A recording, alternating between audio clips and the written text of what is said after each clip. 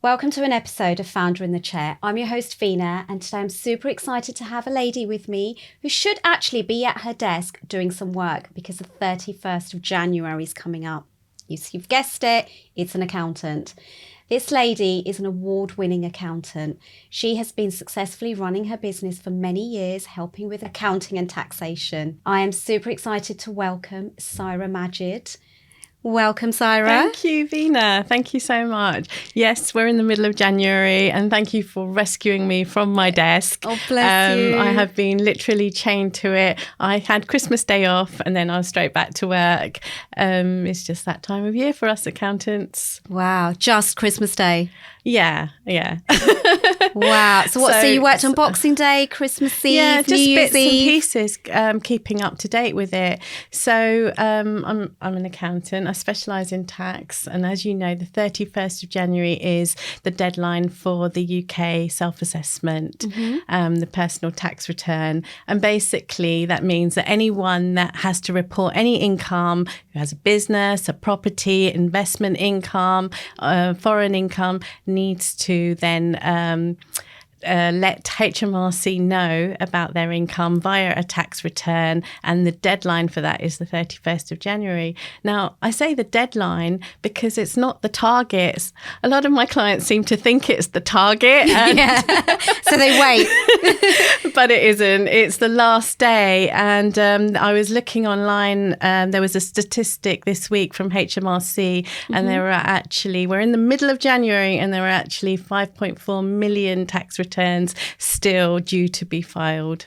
Wow. So that's that just goes to show you how many people leave it till the last minute. It's not a good thing. It's not a good thing for me because I'm rushing and I don't have time to speak to my clients and guide them in the way I'd like to, but also for the client, because the 31st of January is not just the deadline to file your tax return, it's also the date that the tax needs to be paid. So imagine if you have no idea how much tax you're due to pay and you get the notification a day before, you're going to be panicking if you don't have the money sitting there. Yeah. But also from a different point of view, strategic decision making. I mean, if you think about it, we're preparing accounts now for 23-24. And we're in January 2025. My head's all over the place because I'm writing dates 23 and then next minute I'm looking at the calendar and it's 25. But from a business point of view, how can you make decisions about your business if you still don't know what you earn and how much profit you made in 23-24? Yeah. We're now in January 25. We need to be thinking strategically. We need to be have our head in gear, making goals for 2025. So really, as a business, you need to be on it. And I do have clients who straight away in April have their accounts ready for me to file, and we can file from the 6th of April onwards. So there really isn't a reason to delay it, apart from the fact that people just want to bury their heads in the sand and not deal with it. Hope it's going to go away. It's not going to go away. It's not going to go away. So for the people who have left it really late and they're your clients, how are you going to manage them next year? Oh, well, we always get lots of apologies. Really sorry, Saira. And, we always get, I promise that next year it will be earlier, but usually it's the same culprits, unfortunately. I don't know. I mean, I've raised my fees. I've given them threats. I've done everything I can possibly do. I think it's down to personalities now, and there are certain people that are just lastminute.com, which, unfortunately, some of those people end up paying penalties and interest on the tax that's due, and that's a whole another area. Do you then have to deal with that? I don't. It's not my problem. It's they were late, and if it comes to me and I don't manage to file it in time, right. Then of course, that's my responsibility. I mean, the latest I've ever had a tax return, you're going to laugh, was 10 p.m. on the 31st of January. The person might be watching.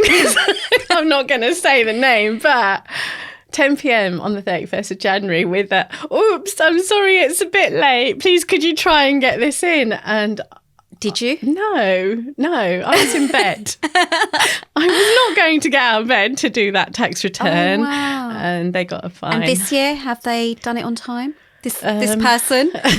They've given it on time. They had to suffer the consequence of getting a fine. And sometimes that is the only way people will learn.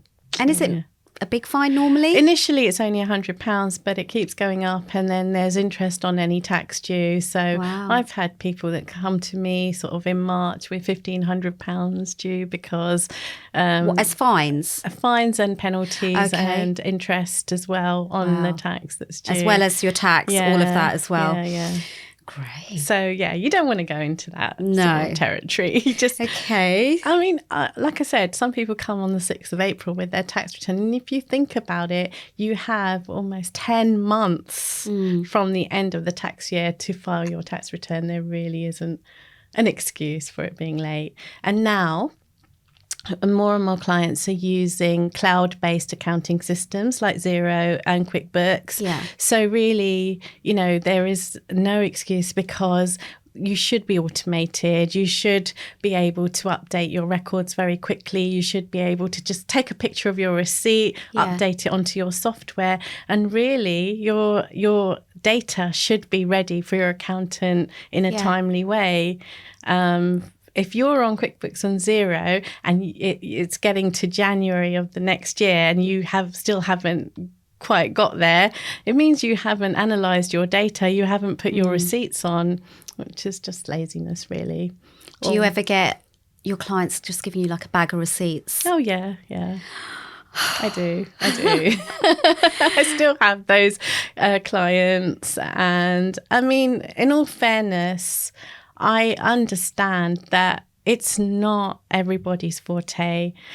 Some people are dyslexic when it comes to numbers. Some people just get anxiety around bookkeeping. And we offer that service. So I have bookkeepers who work for me and we will happily take the carrier bag off them and deal with it. So they don't have that stress. And that's fine. They're good at what they do. Yeah. I couldn't go and build a house or whatever it is they do. Yeah. We've got farmers who are, dealing with agricultural issues. They're not going to sit at a computer and they will give me a bag of receipts, and that's fine. So what's your USP in your company? Okay. So when I started my business many years ago, everyone said to me, you should have a USP. And I was thinking, that's so hard because accountants will do the same thing. We all file the same tax returns. We do payrolls. We do VAT returns. How can I be different? I have to do... It's compliance. I have to fill in the same forms and, report in the same way. And then I realised very quickly that my USP and a small business USP is about them. Because as small businesses, we're actually selling ourselves. Absolutely. So I listened to my clients and I listened to what people said to me. Yeah. And they all said, you're really friendly and approachable. Okay. You're able to communicate complex things in lay terms. We get it. We understand what you're saying. So I became the friendly lady accountant. And that's just stuck over the years. I love that. Something I think a USP, if you're going to have one, it should really be true to your authentic self. And that's what my USP has been. So did you always know you were going to be an accountant? No. So little Saira, what did she want to be? Oh, probably a hairdresser. Okay. No, I didn't always know that I wanted to be an accountant, but I knew that I wanted to earn some decent money and I wanted to study. I loved studying and after my degree, I wanted to do some professional exams. And I think... It wasn't a plan. I think when I was looking at professions and how much I could earn and the flexibility of the lifestyle, I chose accountancy. And I'd done a business degree, so it was something that was kind of part of my degree anyway.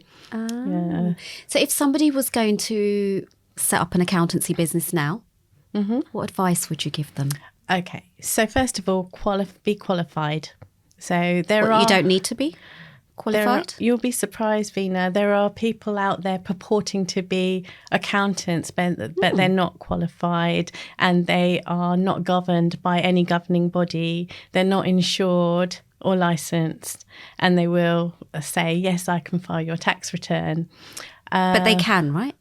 They can file it for you. They could potentially file it, but they haven't got the knowledge or the experience to deal with anything complex. Right. So maybe they could file simple tax returns, but the minute you have a complex matter, they won't be able to deal with it. They won't be insured if there's a problem. Okay. And if you went to apply for a mortgage and you needed an accountant certificate, they would not be able to sign that off for you because they're not qualified. They're not on any database as a qualified accountant.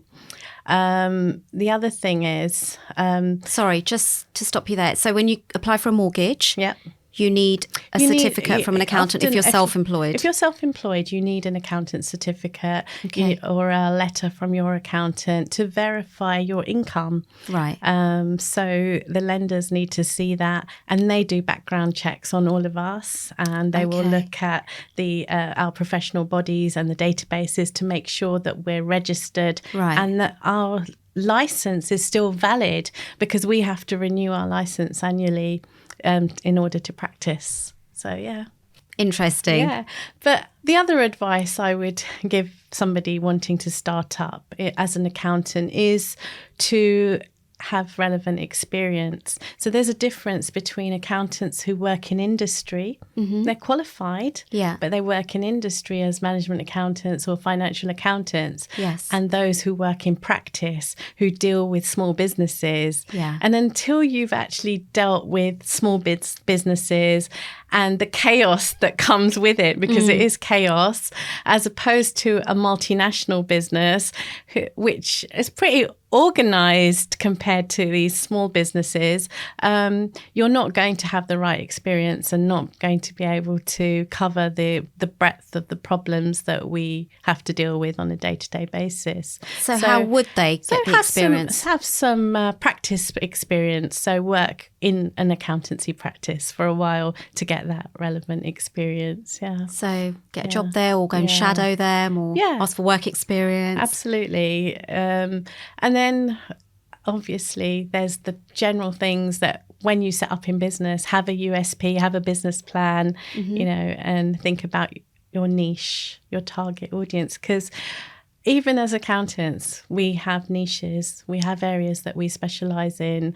Recently, for me, that's become influencers. So that's my growing niche. And they actually seem to be my richest clients at the moment. And they're young people who are influencers on social media, who are running their businesses as influencers. And it's a growing market. I did not know that. Yeah. So all these people who are making money on TikTok, Instagram, whatever at the moment, they should have an accountant. Yeah, if they're making decent money from it, they should. And it's an area that's growing. The nature of marketing has changed completely. And, nowadays, everything's linked to HMRC. So if you earn any money from Amazon, if you earn any money from eBay, from any of the platforms, HMRC will know about them. They get information. And so you can't hide. So you do need to have a self-assessment done. Or if you're making big money, you need to speak to an accountant, get some advice, and maybe set up a limited company. So, there's lots of advice out there. And for me, this has become my niche area because I am an influencer. I've put myself on social media, and so I'm attracting those clients. That's so interesting. So you said a limited company there.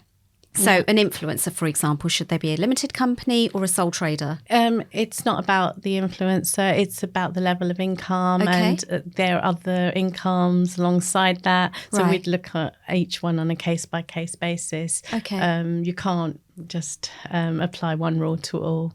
So if someone new comes to you, what do you do? Do you do like a consultation call? Of course, yeah. Initially, it's a 20-minute call. Yeah. And then there might be a follow-up meeting, which might be on Zoom or face-to-face, Okay.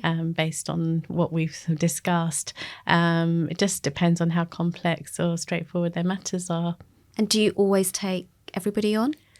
Well, I'm lucky now I'm in a position I can be a bit choosy. Okay. And it's some advice I would give to every business owner is that it's a two-way process. Just like clients choose us, we can also choose them. And I can be a bit choosy about who I take on now. I've been in business for 20 years and I've learned, and I can see the signs of who the troublemakers are. Okay. And there are some clients that just, they're not worth it. I would rather have that peace of mind. For me, the biggest issue is around money laundering or those that are trying to evade tax in illegal ways, because there are lots of legal ways that I can tell you about on how to save your tax bill. But where they want to cross the line, I will not take on those kind of clients. Fair enough. A friendly accountant will not take you on. No. So, Saira, tell me something so you've given the advice if they want to set up a brand new accountancy practice. Yeah. Tell me a challenge, like low points. How do you keep yourself motivated? That's really hard because being in business is a lonely place, especially when you're in business on your own. You've been there yourself, Vina, so you know. Yeah. And it's not all plain sailing and it's not all good days. You can have good days and bad days.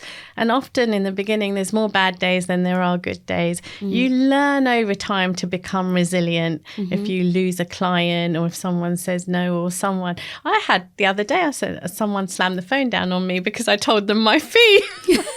And I just laugh now. I've got to a point where I laugh because they're certainly not the kind of client I want. The way to help yourself is, first of all, self-care.